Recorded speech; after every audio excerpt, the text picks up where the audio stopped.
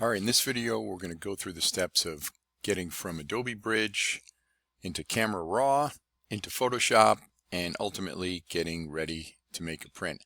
I'm going to take Eddie's photo here of this guitar head, and we'll go through the steps of taking a couple of tweaks in Adobe Raw.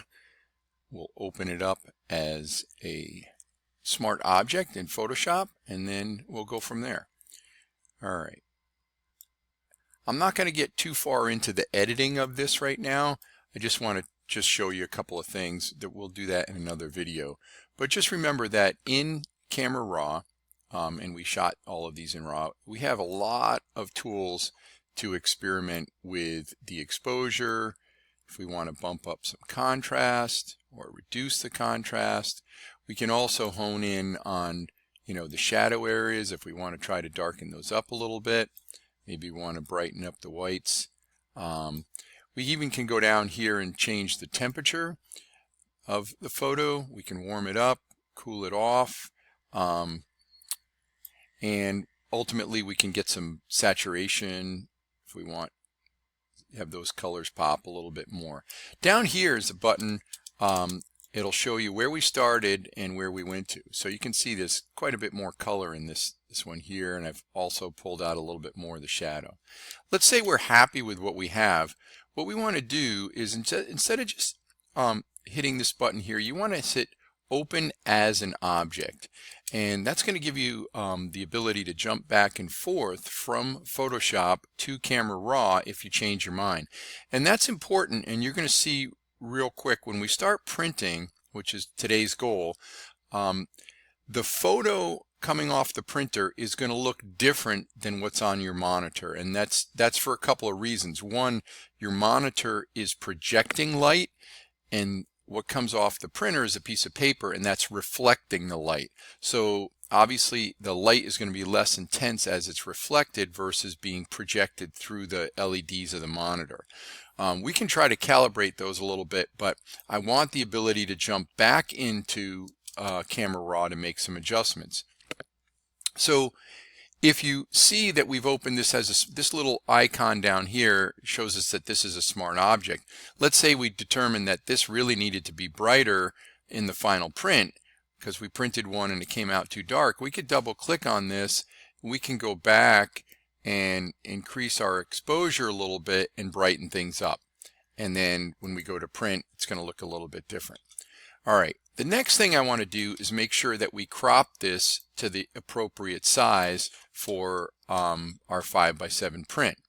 So we can come up here and grab our cropping tool, and if you don't have a 5x7, you can create a 5x7 and just click on ratio, all right, and then type in whatever you want. So I'm going 7x5 because mine is a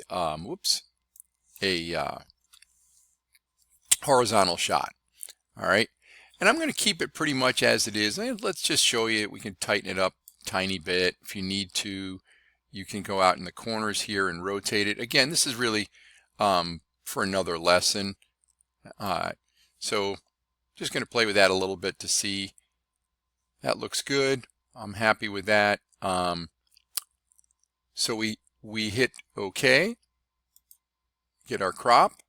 That's a little checkbox there. I now want to go to image size, and even though we cropped it to a ratio of 5x7, the size actually isn't 5x7. So I need to go to image size next, and notice that this is my size. Some of you may have resample selected. Be sure to take that off, and then if yours is a horizontal or landscape shot like mine, the width is going to be 7, and it should automatically put in, now notice that mine is not quite 5. That's 1/1000th of an inch off. That's just fine. We're going to leave that alone. So again, I just want to double check that. Image size, it's 5x7. I can put 5 in here, and you're going to see the top one change to 7.01. That's fine. All right, and notice, just jump there one more time. Notice that our resolution went up because we took those pixels and we squished them into a smaller image. Next up is we got to get this thing to the printer. So I'm going to minimize these two for a moment. And on your desktop, you should have, mine's a little messy, you should have, where is it? Large format. Come on. Where's my printers? You should have this guy right here, TechLab printers. If you double click on that, the new printer we have is the Epson SC-P700. Double click on that and it's going to go through the installation process. So if you can't find this guy right here, let me know. I'll help you find it. And you want to double click, which is going to install that printer for you.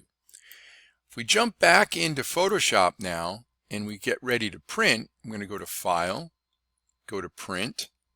And the first thing I want to do is make sure I've selected that new printer. This is not the new printer. So I'm going to come in here. I'm going to find my new printer. Where is it?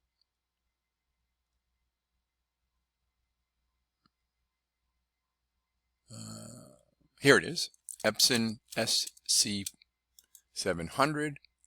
Notice that it's centered in the sheet. I don't want to do that. If we go down here, instead of hitting center, we want to make the top 1/4 of an inch. All right. Now we're going to go to print settings. This is really important.